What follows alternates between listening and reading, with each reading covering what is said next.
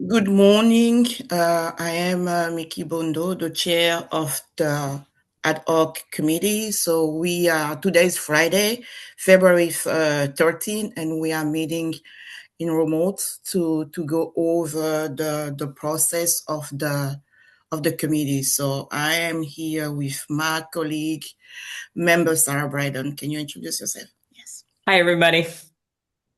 And we do have the support of the superintendent and Miss Brady and Miss Lisa. So can we just go ahead with the agenda? Do I have a permission to share, or can you share the agenda, Superintendent? Thank you. I can do both. I'll give you permission just in case you want it in the future. Okay. And I will share the agenda. Give me 1 second. Thank you. It's like an early Zoom test here in the morning. Yeah, I think so.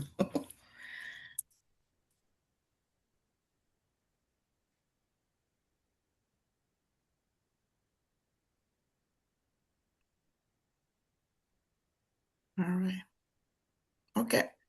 So this is our agenda. So I just want to do a little reminder of our role while we are here today.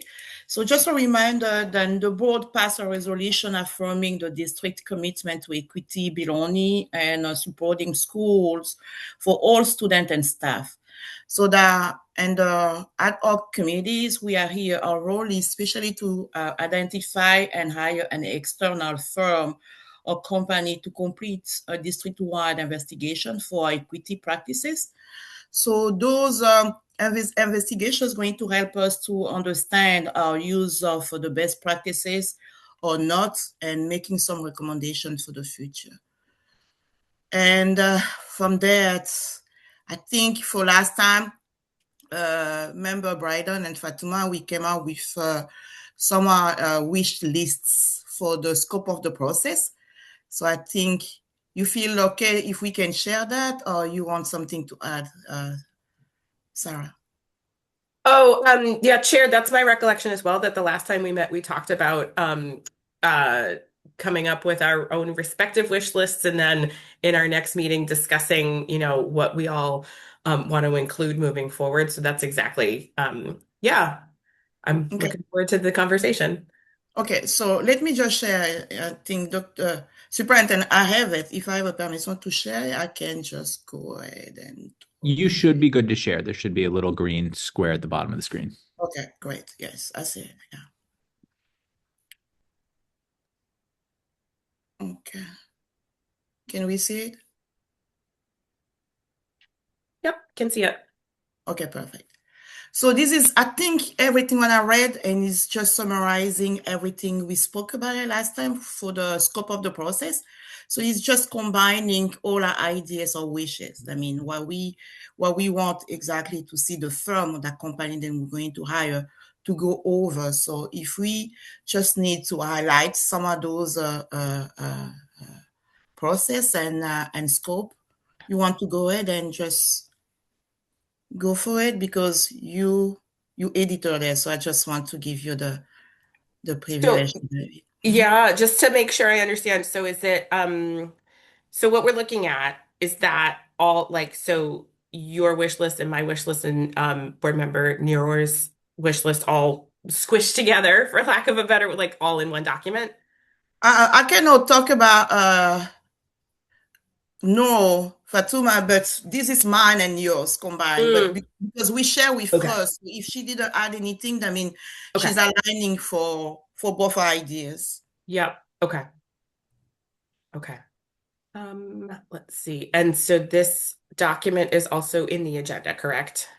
Yes, Okay. yes, yeah, All yeah. right. Yeah, let me open it as well so I can see all of it at the Oh same. no, it's not in our agenda, but the scope of our process in the agenda. So I didn't share Okay. that one to the superintendent, but they will add it. Yes.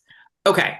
So the document that you have, which is the ideas that you brought and the ideas that I brought, are when you put them in the same document, did you I'm so curious like how much there were like were there duplication items where you just took like if you and I had the same item, are they both appearing here or did you just like put it on one No, time? I just put it on one time. They are all Okay, reflecting here. So super. yes. So this Yeah. is what I already, because when I read is mostly what Mhm. I have. So I didn't want Mhm. to duplicate. It's just adding on one. Yep. Yep. Okay.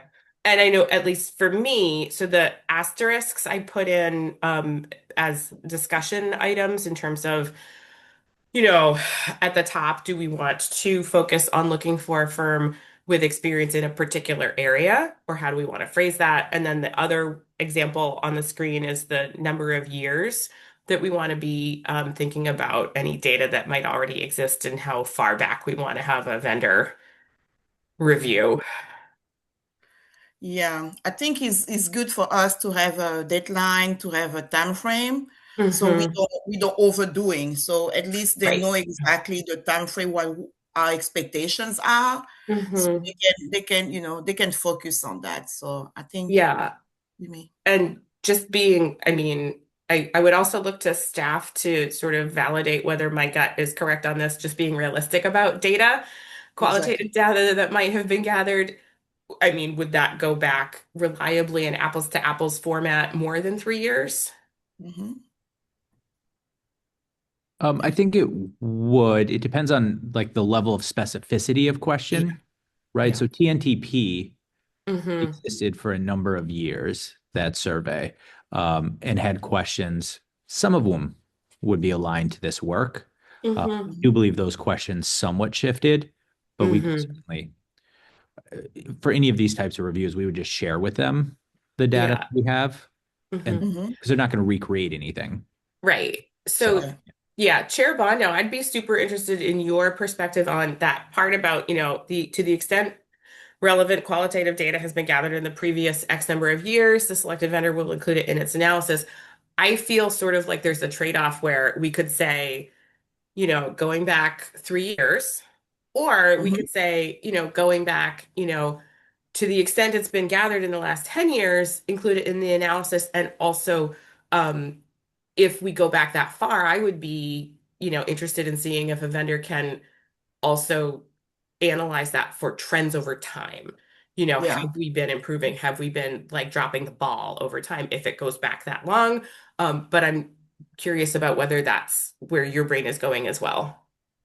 My brain was going about 5 years because I look at Mm, the gap because I see, 5 years, because when I see the new administration, I mean the new superintendent team, so I mean it's quite like a 3 years between when we want to go back, and I think adding 2 more years at the back, we can have a great balance yep. between what we have when they have done, because I know those years back our data system was not really well equipped, but they had to collect something.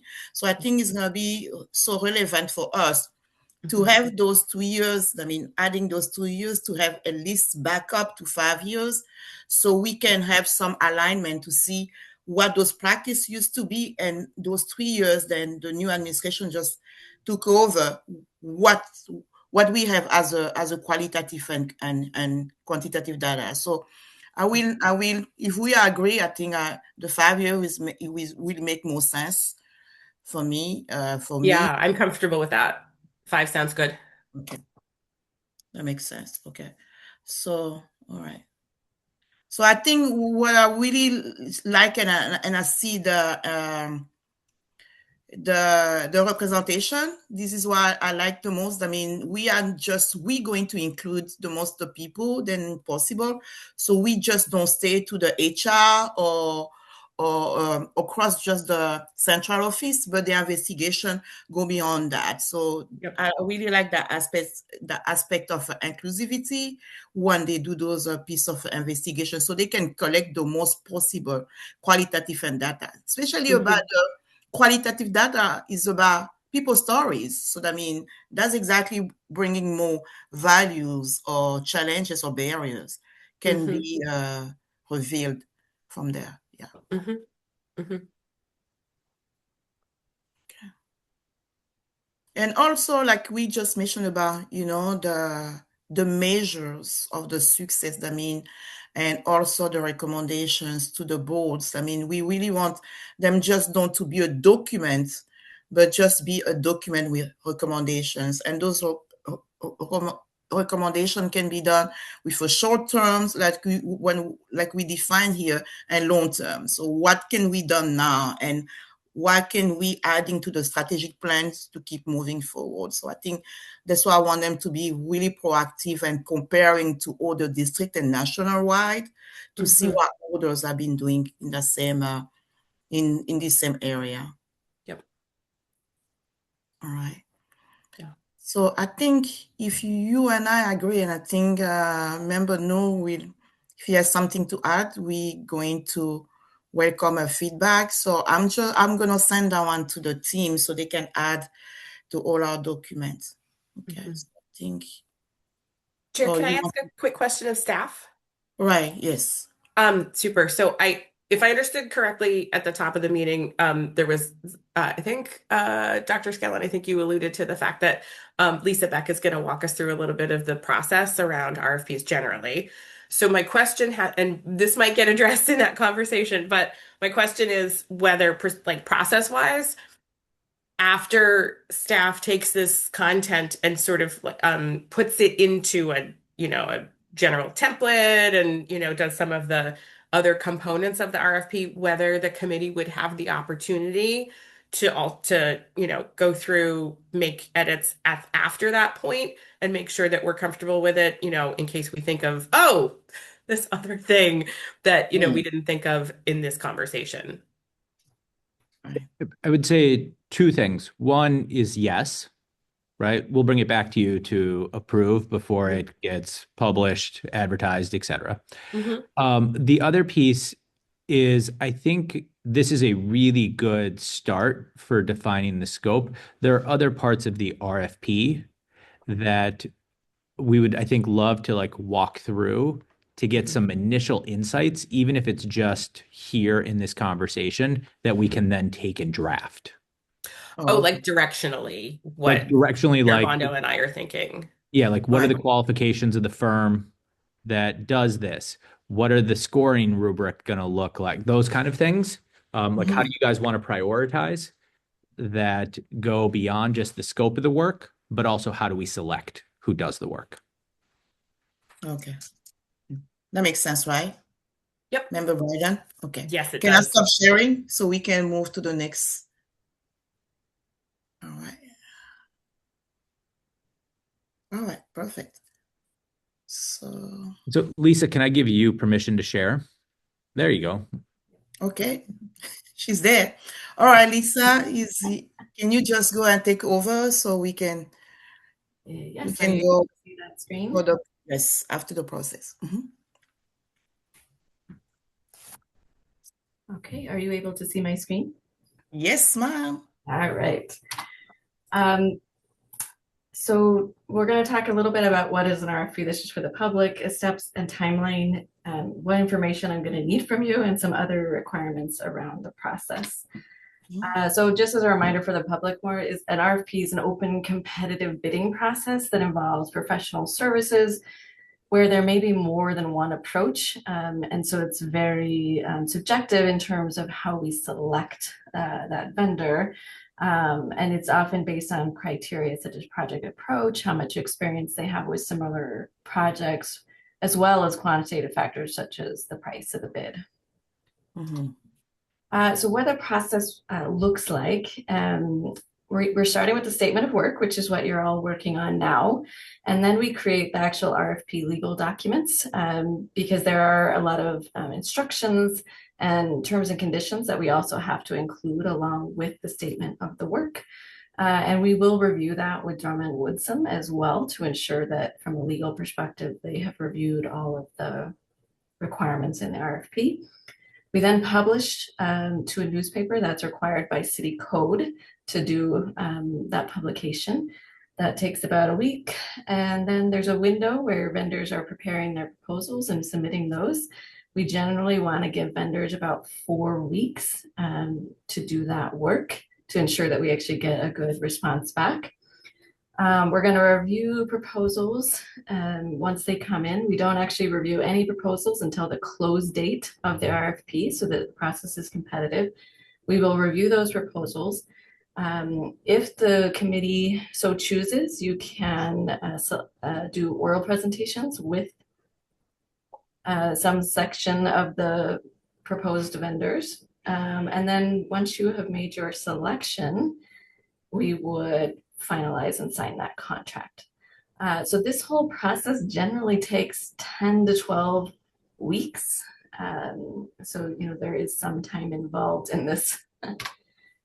The following are elements of that RFP document. So the first is vendor instructions. How do they submit? What are the deadlines? How do they ask questions?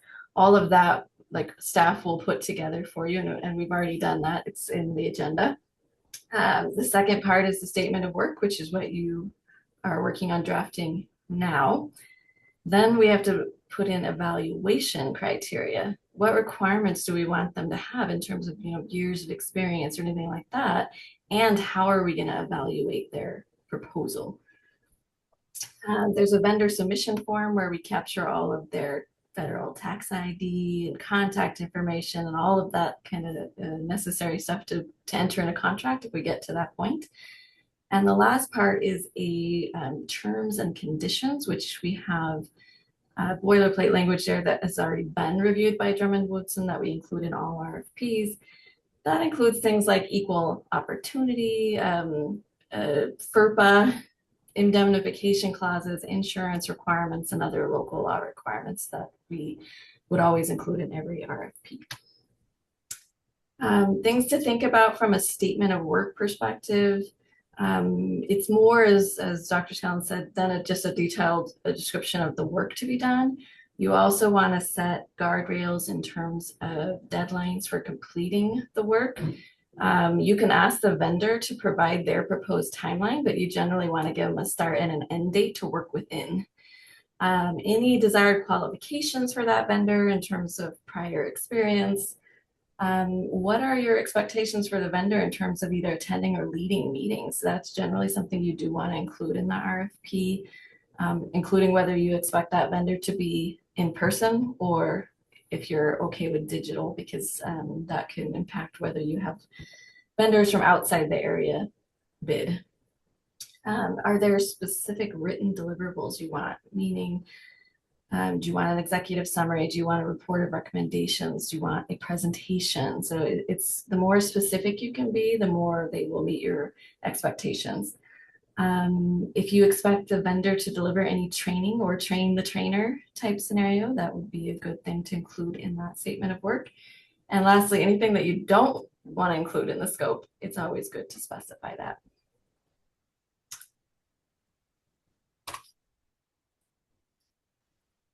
Evaluation criteria that we typically use are always weighted. So you're going to tell them what percentage of the weight of the scoring will be based on which criteria, but they can be both qualitative or quantitative. And I've included our most common ones below. So it's demonstrated experience. It's how are they approaching the project? What's their proposed timeline and their price, which generally we ask in an RFP like this, we will ask them to make their price inclusive of time, travel, and expenses. Oops, sorry. The last thing I do want to just call out as a requirement of the process is that all communications do actually have to go through the purchasing manager. So any vendors who wish to receive the RFP document will request it from the purchasing manager so that we can maintain a list of registered vendors. The reason we track it and control communication is because we legally require that any substantive information we give to one vendor has to be given to all vendors to ensure the process remains fair and objective. And we do that by saying in the RFP that all questions must come into the purchasing office, and then we issue an addendum to the RFP with the answers to all questions that goes to all vendors. And then lastly, just a reminder that per our DJR policy, if any vendor puts in a proposal and you have a conflict of interest with that vendor, that has to be disclosed so that we can take actions to change the selection committee. So any questions on the process before I show you the template? Yes, Member Bryden. Thank you so much, Lisa. Thank you. Go ahead, Brad. Yeah, thank you, Chair, and thank you for this information. I have a question about the part that you just talked about where instead of making the RFP document itself public, um, it any company that wants to bid would have to request it. I'm wondering what two things. The document is going to be available in our agendas from our meetings, I'm assuming. And then also, I'm curious about the publication requirement in the Kennebec Journal. Is it that the Kennebec Journal publication just says, hey, there's this RFP, reach out to XYZ contact information if you want a copy of the RFP? So we generally use the Portland Press Herald Okay. these notifications. That the energy company partnership one, we were required to post in 2 newspapers, and so we did the Kennebec Journal, but the city statutes only actually require Portland Herald. But yes, it generally is a legal notice that says that the RFP is open for bidding and to request it from XYZ. But again, that's just so we have a list of vendors to know who to issue information to. Okay. But then also, I mean, realistically, the RFP document is going to be available if somebody goes to the Portland Schools.org website and goes to meetings and agendas, and like it's going to be there, correct? It will be, but we'll have instructions in there that actually do say to reach out to the person if you receive it from any other place. Okay. All right. Thank you so much. Thank you. So I have a follow-up question, Lisa, on the bidding process, like I heard about 10, 12 weeks. So do we have any history then, can go over the 12 weeks, just a general sense? I mean, it can, right? Because it does in some ways depend on this selection committee. So depending on how many bids you get, you may decide to interview a certain number of candidates, and then you could even do a second interview. So it really depends on the selection committee. If you add rounds of interviews, that can make it take longer. Sometimes that last step around signing the contract, if the vendor themselves has legal reviews or wants to propose terms in that contract, can take that a little above the 2 weeks that I've shown here. So there are definitely cases where it can take longer. Okay, all right. Good to know. Thank you. So if any other questions, we can let Lisa continue, right? Member Braden, you good? All right. Go ahead, please. All right.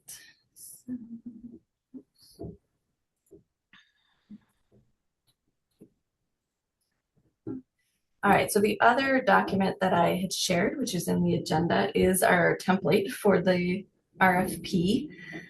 So what this template will have is many of those elements I've already talked about, right? So there's the instructions to the vendors that we've already proposed in here, so you can read through those and give any feedback that you may have.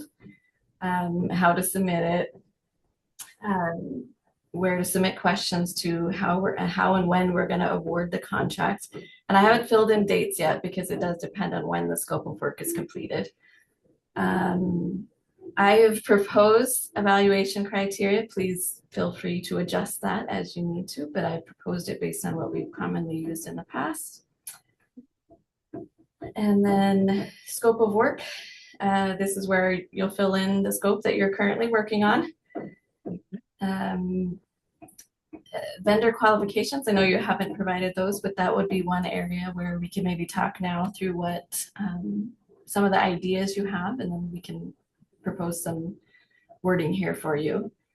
So I don't know if you want to pause there before I go through the template, maybe talk about vendor qualifications you would prefer.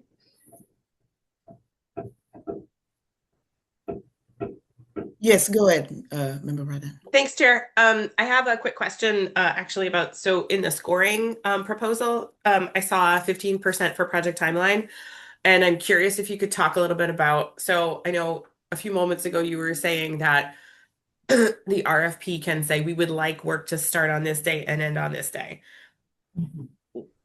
If we are going to be prescriptive about the start and end dates, I'm wondering for lack of a more sophisticated way to say it, what is left for a vendor to put in their project timeline proposal? Like what sort of information would be conveyed there? Yeah, so it's generally a good idea to ask them to provide like how they would break the work down, because that Okay. start and end date may be a 6, 8 month, 1 year process. And so if you ask them to kind of break down how they would approach the work within those constraints of a start and end date, it can be very helpful to understanding how they work and whether that would meet your needs, right? Are they going to put everything at the end, or like, all of that kind of thing. So it's Okay. helpful. Okay. Thank you. Mm-hmm. Okay. Yes. I apologize. I took us off track. Lisa, could you bring us back to the question that you had posed? Yes, it was Sorry. what qualifications you would like to see in a vendor.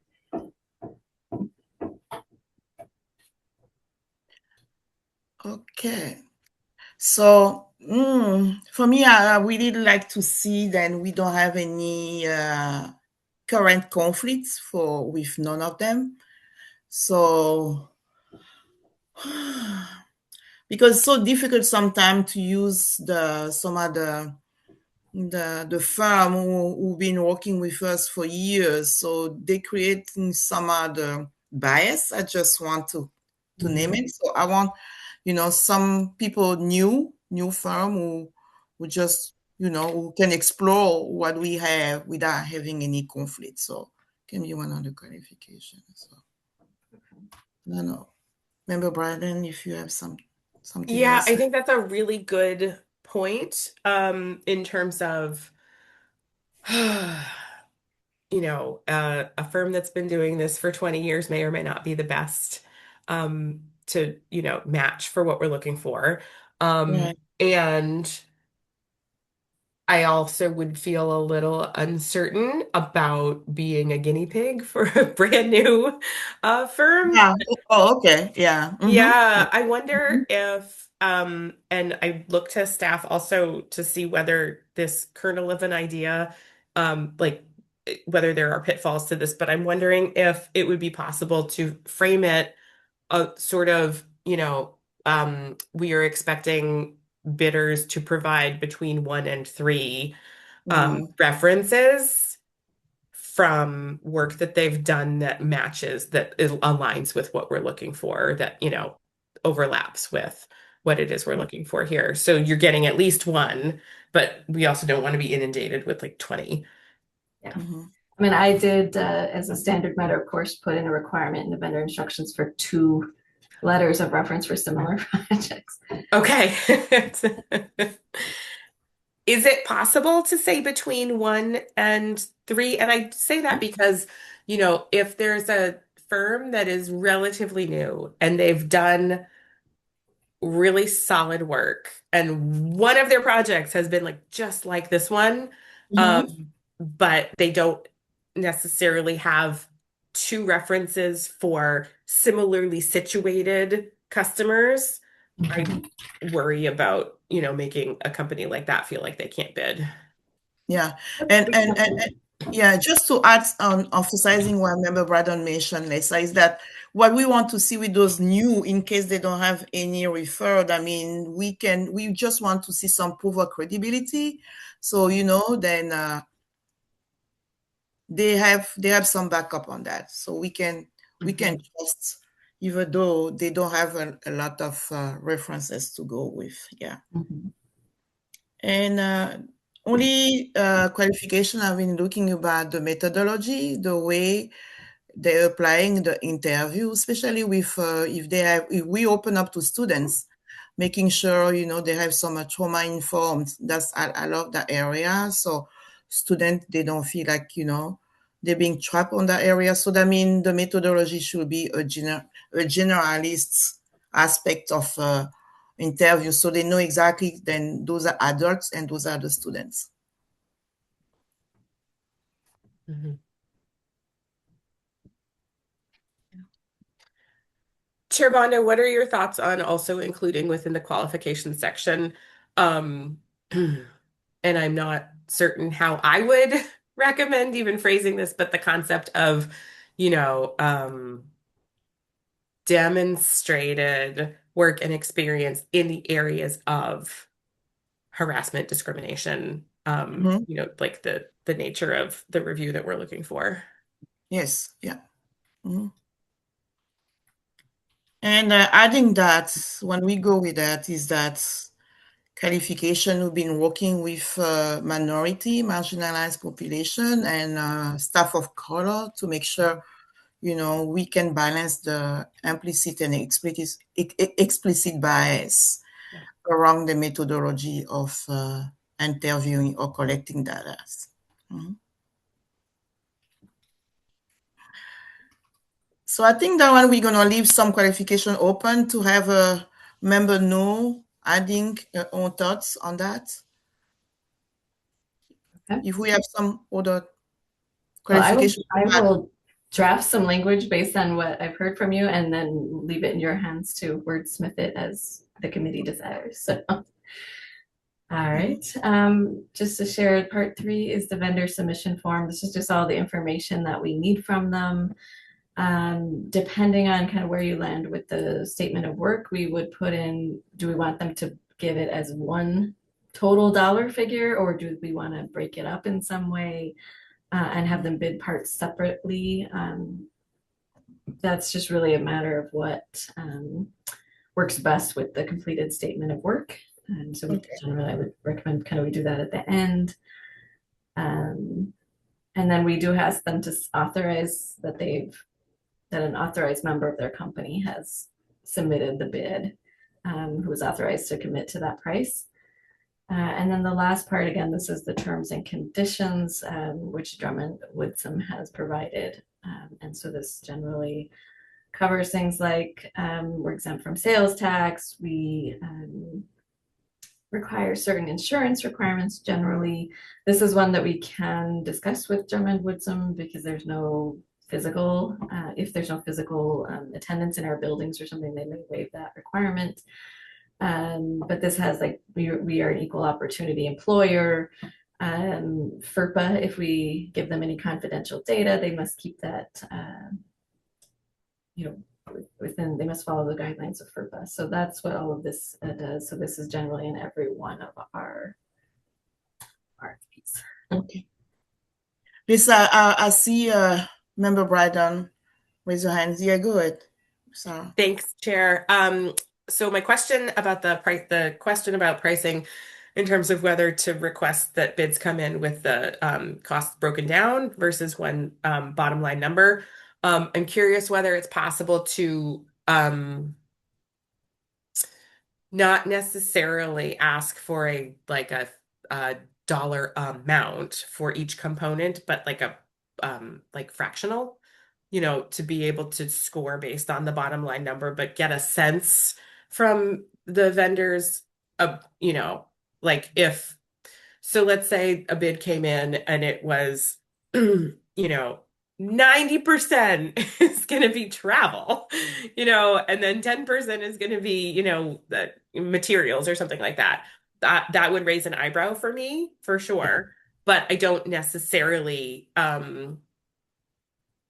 think that getting, into the weeds, down to, uh, a fixed dollar amount and, be like being constrained in that way is all that valuable either. So I guess I'd be looking to confirm that scoring would be based on a total dollar amount and also looking for recommendations in terms of striking that balance of getting visibility into how a vendor prioritizes where they put their resources versus, locking into dollar amounts. Yeah, I mean, generally the scoring is done on the total. Okay. But in terms of getting visibility, if you're going to ask that the vendor attend all meetings in person, you definitely probably would want to break out travel to see how they're looking at that. But it can be hard to compare apples to apples because each vendor will treat this differently and how they do travel. And I can guarantee that even if you say make it inclusive, they don't all do so. So sometimes breaking it out, if you're requiring travel, would be helpful. Likewise, if you expect them to provide a lot of printed materials or things like that, then breaking out the cost of those materials can be eye-opening to see how they're approaching it. But the more easy you make it for the vendors, the better sometimes, because if you go too detailed, you'll get a lot of proposals that don't follow the instructions. Yeah. Okay.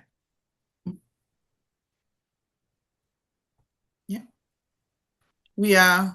Are you done, Lisa, or we have Yeah, that is the end of the template. So I will make those updates we spoke about, and then as you complete your statement of work, you can put that in here as well. And then the next steps, once you're finished with this, we would have Drummond Woodson do a quick review just to make sure that we aren't entering anything that would cause concern, and then we would publish. So okay.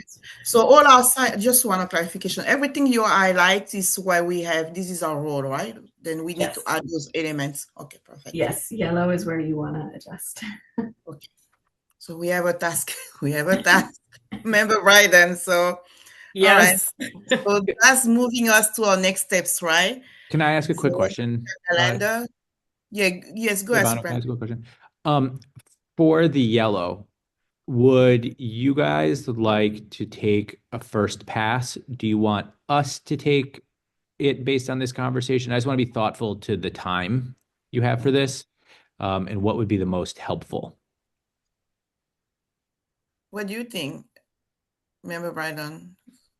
So I'm wondering if it looks like we have about 20 more minutes in the hour. I'm wondering if we could use some of those minutes to like have staff tell us like quick hit, like gut check on some of like if any of these yellow sections would be valuable to get both Chair Bondo and my first initial reactions. And then have staff do a version, send it over. I don't know if that would work well for folks. Yeah. Okay. All right. So, yeah. And so, Lisa, are there particular areas where it'd be helpful just to get quick feedback? So I've gotten that feedback now on the vendor qualifications. If you can share your statement of work document with me, then that will kind of give me the feedback there. I guess the only other things that I didn't see in your statement of work that you had briefly shown, do you have a preference for them being in person versus over Zoom? I think it can be both, right? I don't mind to, if we can cut the cost of having them in person, that'd be okay. It just depends on the time frame. I don't know. What do you think, Member Bryden?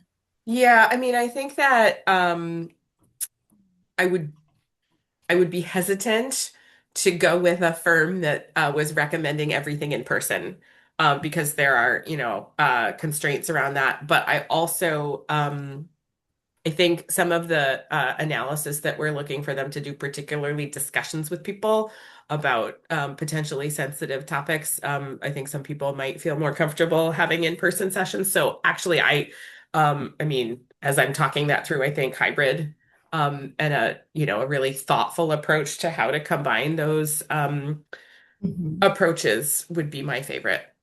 Yeah. And I think something, Clay, that you can add on the qualification too. I mean, the team model, then we want them to have, because sometimes they have somebody all the way to LA cannot be here in person, and then you see someone in Portland, Oregon, so can just be online. So we just need to make sure what if they have, that team model where if they need to be in person for those analysis, they have people on the ground or close by who can do that.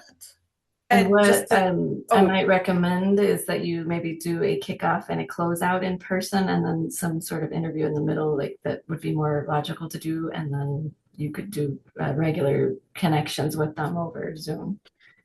Yeah, I think that's a smart idea. But the other thing that I would say is that, and sort of like with all of the things we're talking about, like, wish list, nice to have, if for some, I'm not saying this is going to happen, but if for some reason the best proposal in every other way is a firm in Portland, Oregon. And that's like, far and away better in every other, metric, then, that's going to be a tricky conversation to have. But just, holding space for the fact that we are not sure what we're going to get for bids. Exactly. Okay. And are you looking for this vendor to provide training of any sort in addition to doing the equity audit? I think what I was thinking, I think if they have a recommendation, because we are not sure on the training, because on the training, if the thing is we have to learn also the standards of the trainings. So I think recommendation, and then I think the training can be different steps moving forward. Those are my thinking. I don't know, Sarah, what's your thoughts? Yeah. I mean, I'm less focused on a vendor that can provide training because I feel like we have staff that is available to do that already. And so, I mean, I think that my focus is more on somebody who can come in as an objective third party, look at what is already happening, has happened, data, trends, all of that, and make recommendations about what training might be needed versus then also delivering that training. Like that component is not feeling like a priority to me. Yes, exactly. Me too. Because this remove is just taking away the mission here that we want to accomplish. I think we want them to do the investigation and then give us some recommendation. We want those facts and those recommendations for best practices or not. Okay. Okay. Well, I think between that and what you shared if you can share the other doc with me, I have enough that I can write a draft and get back to the board committee to review and provide feedback. So I will send it to you right just after we adjourn our meeting. Send it to you both. Okay. So I think we already draft our next steps, right? Or if you have something else to add, I think we are waiting for Lisa. I'm gonna send all our wish lists to you so you can draft and send it to us back. So you think we can schedule our next meeting, or because next week is our break? So I mean 2 weeks from now, right? You think you're gonna have enough time with the break? Yes, Superintendent. Happy to have it be the 27th. I'll just have to apologize. I won't be able to be here, but I think that you have the right other people. So just want to acknowledge there's a legislative and nominating committee, which is the city council's legislative group that I think I need to join. So what do you think about March 6th?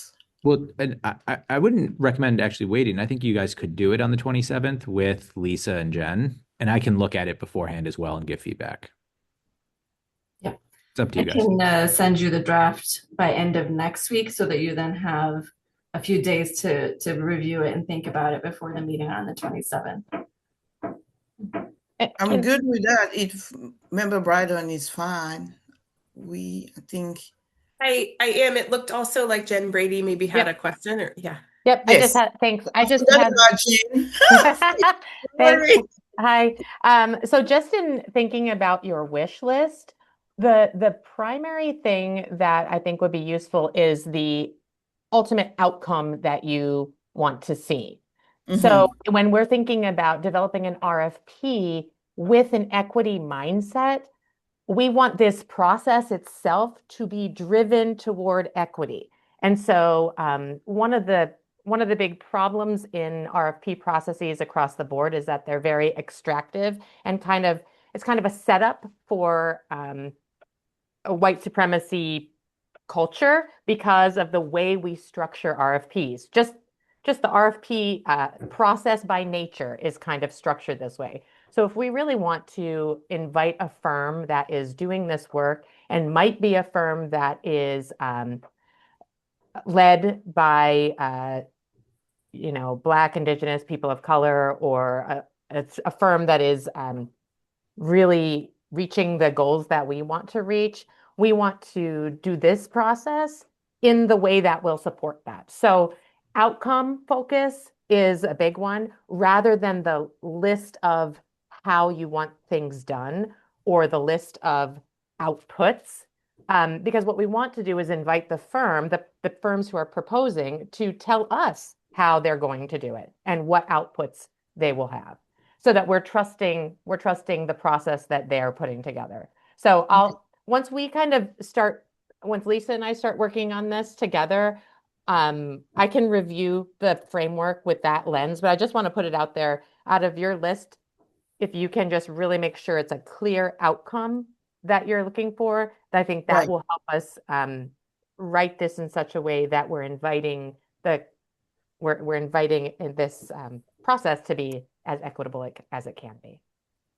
Perfectly fine. Thank you for that's a great reminder.